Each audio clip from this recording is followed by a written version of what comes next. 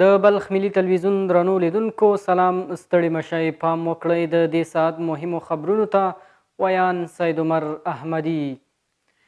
د بلخ ولایت د امیر روغتیا ریاست مسؤلانو د دادي ولسوالۍ ته په سفر کې د کوټي برق فابریکې 50 بستریز روغتون بیا فعاله کېدو ترڅنګ یاد روغتون ته پرمختللي طبي وسایل ورکړل ترڅو ډاکټران او پرسونل خلکو ته غوره روغتیایي خدمات وړاندې کړي.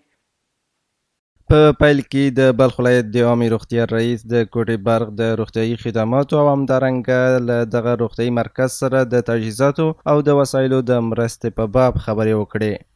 ما تمام وسایلی که ضرورت بود ما او را برای شما برآورده ساختیم، از قبیل ماشین ایکسری، ماشین اولتراساوند، ماشین ECG یا گراف قلب و همچنان یک امبولانس جدید را ما به خدمت شما قرار دادیم و دوای چیزی که ضرورت است انشاءالله ما دوا آوردیم. هیچ وقت شما ضرورت نمیشه که شما برین از بیرون دوا بخرید.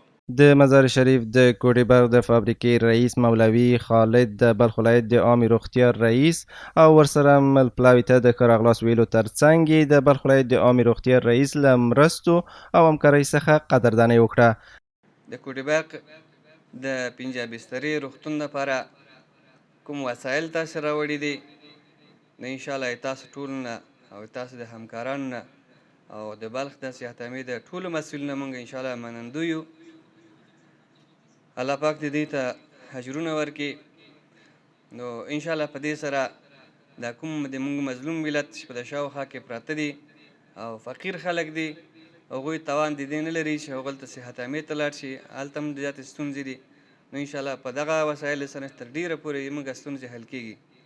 له بلې خوا یو شمېر هغه ناروغان چې د کوټي برق 50 بستریز روغتون ته مراجعه کړي وو د بلخ ولایت د عامې روغتیا له پاملرنې او همکاریو څخه ستاینه وکړه. هر مشکل ما که اینجا رفع شود ما همیشه دعا میکنیم، از امارات اسلامی تشکر میکنیم، از دکترها از هم تشکر میکنیم که اولادای ما خود ما کلی خرد کلان ما اینجا مشکل ما رفع شود بخیر. همچون یک زمینه را به مردم صاحب رایش و مسائل ساختن. واقعا مردم صاحب یک مردم فقیر بیچاره هستند که به خاطر همین تشخیص ECG و بعض مشکلات شار می رفتن و امروز ممنون و تشکر از یا که همچون یک زمینه را برای مردم صاحب فراهم ساختن. وروسته د بلخ ولایت د عامې روغتیا مسؤلان د دغه روغتون له څانګو څخه کتنه او څارنه وکړه او د شته ستونزو د هواري لپاره د هر ډول همکارۍ ژمنه وکړه.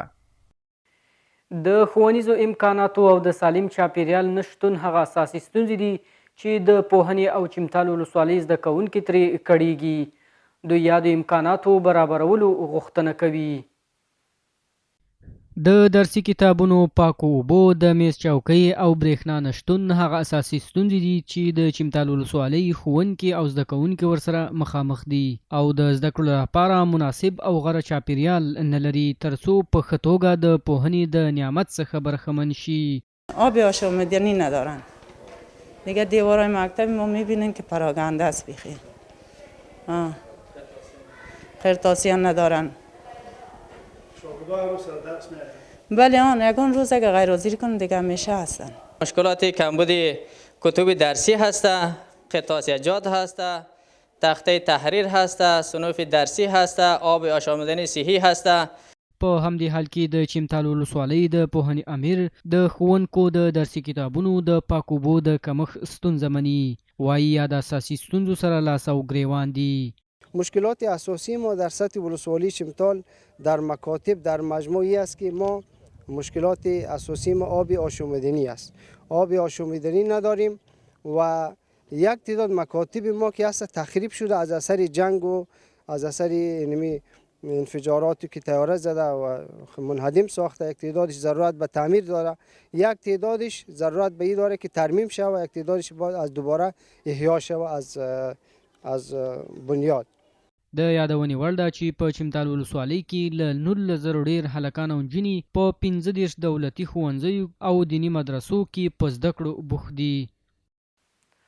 د استراس شرکت پرسونل د ترافیکي او ورسوځېدو پیښو د مهار کولو او مخنیوي خبر ورکړی.